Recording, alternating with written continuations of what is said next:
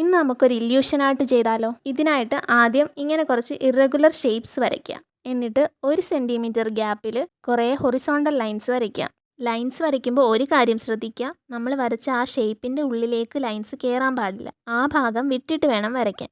അങ്ങനെ ലൈൻസ് മുഴുവൻ വരച്ച് കഴിയുമ്പോൾ ദാ ഇങ്ങനെ ഉണ്ടാവും കാണാൻ. ഇനി ആ ഷേപ്പിൻ്റെ ഉള്ളിൽ നമ്മൾ വിട്ട ഭാഗത്ത് ഇങ്ങനെ മുകളിലേക്ക് കർവ് ചെയ്ത് ലൈൻസ് വരച്ച് ജോയിൻ ചെയ്യാം.